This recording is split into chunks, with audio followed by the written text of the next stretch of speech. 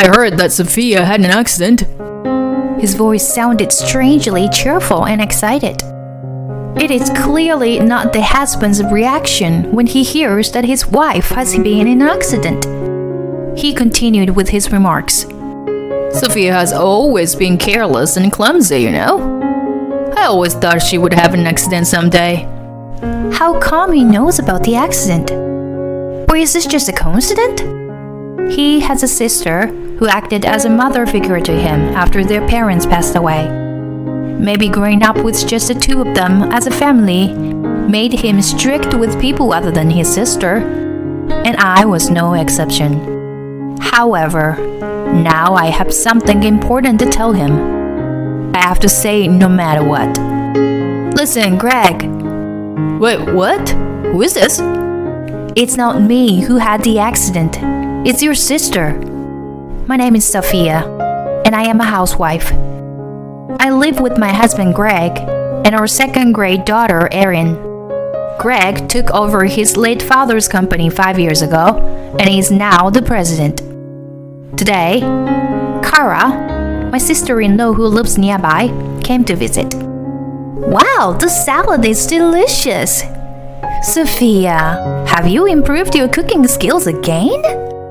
Thank you, Kara. Her compliment made me happy, and a smile appeared on my face.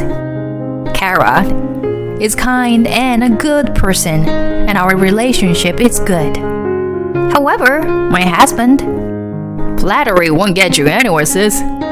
This one here is a complete failure. My husband said with a sneer, as if mocking me. Don't say such a thing, Greg.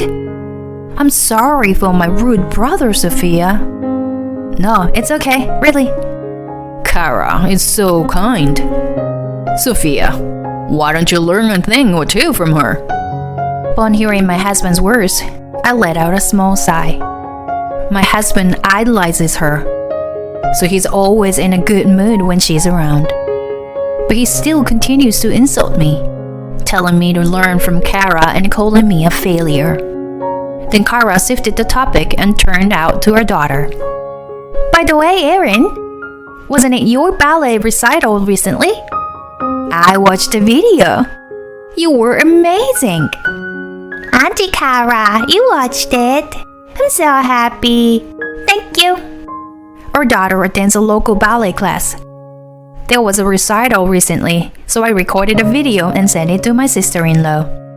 I wish I didn't have to work, my husband said in an emotionless voice while tinkering with his phone. Liar. He had the audacity to say he was tired and wanted to sleep at home. Well, not only that, but my husband has never once attended Erin's recital. He may act all high and mighty in front of my sister-in-law, but he has no interest in our daughter. He hadn't attended any school events, let alone spend quality time with us on days off. When my husband went to the bathroom, my sister-in-law discreetly approached me and asked, Does Greg really show an interest in Erin's recitals? Well, actually, my words made my sister-in-law appear apologetic. He lost her mother at a young age and was raised strictly without love from her father. Maybe he doesn't know how to love a child. It seems like he's causing Erin sadness. I'm truly sorry. No, Kara, there's no need for you to apologize. My husband's camouflage was transparent to his sister. There may be some truth to not knowing how to love, but it's my husband's own fault for not making the effort. The problem lies with him. Then, one day, I received a message from my husband saying he forgot some documents at home and to bring them immediately. Indeed, a brown envelope containing the documents was left on the desk. After dropping off her daughter at ballet class, I head to my husband's company. I approached the receptionist and was directed to a room where I had to wait for a while. Excuse me, Mrs. Perkins? A young female secretary approached me. Her nails were painted and her makeup was flawless. She seemed like a flashy person. The president is currently busy, so I'll accept the documents on his behalf. Oh, yes, thank you very much. As I handed her the documents, the secretary looked me up and down with an impolite gaze. Her intrusive stare made me feel uncomfortable. Is there something? Oh no, it's just that when they mentioned the president's wife, I had a certain image in mind. Turns out, you're just a regular person. The woman smirked sarcastically without even saying goodbye and walked away. What was that? How rude! Feeling irritated, I stopped by the restroom in the hallway. As I entered one of the stalls, it seemed that a few employees had also entered. And there, I overheard a shocking conversation. The contents of the conversation was about my husband having an affair with the secretary I just encountered. It seems like their relationship had started when he became the president, and some people had even seen them together on their days off. Greg is cheating? Come to think of it, there were some things that made me suspicious recently. Since taking on the role of president, my husband often claimed to be working on holidays and would frequently go out. Around that time, he started making more snide remarks and insults towards me. He also became reckless with money and started giving me only the bare minimum for living expenses. I had thought it was just the stress of becoming a president causing all these changes. I never imagined he could be having an affair. That's why she looked at me earlier with that judgmental gaze. I can't believe it. How low can he sink? I was actually disgusted by my husband. I wanted to get a divorce, but as a housewife, I didn't have any money. Making a decision to divorce, especially for the sake of my daughter, wasn't something I could do immediately. The next day, I suddenly decided to check the secret stash of money I had hidden in the dresser. Every month, I discreetly managed our household finances and saved a portion of it. I had hoped that one day we could use this money for a family trip. However, now that I had discovered my husband's affair, I didn't know what I would use the money for. That's why I wanted to confirm the amount once again. As soon as I held the envelope that I had hidden, my eyes widened in disbelief. What? How did this happen? The money's gone. I stared at the empty envelope in shock. I had finally accumulated $8,000, and now it had completely disappeared. I couldn't believe that someone had broken into our house. So then, who could it be? There's no way my daughter would do something like that. It's not her then. Hey, Greg, do you know anything about the money that was in the dresser? That night, I asked my husband about it. He seemed uncomfortable and avoided eye contact when I asked. I didn't let that go unnoticed. What? I don't know anything about the money. That's a lie. You just looked away, didn't you? Did you take it? As I confronted him, my husband clicked his tongue and gave me a glare. Are you accusing me of being a thief? I say I don't know anything about it. He appeared agitated and clearly suspicious in his behavior. That alone made it evident that he had taken the money. He knew about the secret stash I had been keeping. He must have used it for his affair or something. I can't forgive him. I had noticed his reckless spending recently. The money was for our family trip. Give it back. Don't you treat me like a thief. He wasn't backing down either. But this time, I couldn't stay silent either. Do you understand that is theft? If you took the money without my knowledge, that's stealing, right? Shut up. Besides, it's my money, isn't it? So it was you after all. What did you even use it for? Knock it off. It's none of your business." Saying that, my husband pushed me with all his strength. Losing balance from his push, I tumbled down the stairs. "Mommy, are you okay?" My daughter, startled by the loud noise, rushed over. Trying to reassure my nearby crying daughter, I tried to stand up. But then, a sharp pain shot through my leg. It seemed like I had sprained it. Jeez, you're making a big deal out of nothing. My husband gave us a cold glance and left the house. Anger began to bubble up inside me. Unbelievable. I had been enduring it for the sake of my daughter, but I had reached my limit. I made up my mind and contacted my sister-in-law. I poured out everything about my husband's behavior up until now. My sister-in-law repeatedly apologized, shocked by how badly she had raised him. When my husband returned, he was furious, having been severely scolded by his sister. You! Don't say unnecessary things to my sister. You're the worst for causing my sister to worry. Huh, who is really the worst here? He clearly didn't like being scolded by his sister. From that day on, my husband's verbal abuse became even worse. You are a stay-at-home wife, yet you're terrible at cleaning.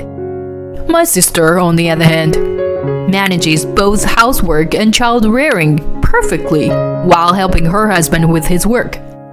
How many times do I have to say it for you to understand? My sister cares about her appearance. That's why she's still so beautiful. And what about you? You don't even bother putting on proper makeup, do ya? He seemed to find solace in belittling me by comparing me to his sister. I once again realized that my husband is obsessed with his sister. My sister-in-law was also troubled by his intense attachment to her. It was raining that day. Since I was still nursing my sprained leg, I decided to ask my sister-in-law to pick up and drop off our daughter at our ballet class. The studio was about a 15-minute walk away, so I usually walk there to pick her up. "Kara, I'm sorry, but I have a favor to ask. Can you please pick up Erin for me?" "Of course. With your leg? This rain must be tough for you." "Thank you so much. I really appreciate it." Upon hearing that, my sister-in-law happily offers to help out. While doing household chores, I was waiting for my daughter to come back home, but she didn't show up. It's not that far of a distance, so it's strange. As I was thinking about it, my phone rang. It was a call from my daughter's ballet class. They informed me that my daughter hasn't been picked up yet, even though some time has passed since my sister went to pick her up. I wondered if something had happened. I quickly told the teacher that I would go pick her up right away and hung up the phone. Then I immediately received another incoming call. I thought it might be Kara, but it was her husband. Feeling a sense of unease, I answered the phone. "Oh my gosh, an accident?" That was the news that Kara had been in a traffic accident. Her husband called me because he couldn't go to the hospital himself due to his current business trip. I decided to confirm Kara's safety first before informing my husband about her accident. I knew he would make a big fuss about it. I went to pick up my daughter and rushed to the hospital. Fortunately, my sister-in-law didn't have any life-threatening injuries. She had only suffered a broken leg. According to the doctor, she was involved in a hit-and-run accident while on her way to pick up my daughter. "Kara! Thank God you're alive!" "I'm sorry, Sophia. I made you worry." "No, I'm sorry. It's because I asked you to pick her up. I feel awful." "No, that's not true. It's not your fault. I'm okay." My sister-in-law spoke kindly to me. At that moment, my husband's call came to her phone. He immediately started speaking when I answered for her. "Hello, sis. I heard that Sophia had an accident. His voice sounded somewhat gleeful and excited. Well, Sophia has always been careless and clumsy, you know. I've always thought she would get into an accident someday. Hey, it wasn't me who had the accident, but it's your sister, you know. Wait, what? The voice. Is it Sophia? What's going on? How come you were okay?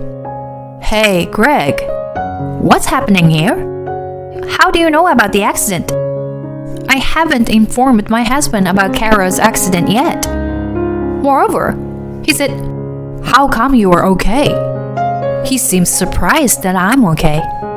While suspecting something strange about my husband's words and actions, he rushed to the hospital with a pale face. Kara, you're safe, right? After confirming my sister-in-law's safety, my husband was on the verge of tears. Greg, can you explain first? How did you know about the accident? And you seemed surprised that I'm okay. With my fierce tone, my husband tried to evade something. Clearly, my husband knows something and is hiding it. Did you mistake your sister for me? Don't tell me you had something to do with this accident. As I pointed out, my husband started trembling. My sister-in-law and I have similar heights and hairstyles.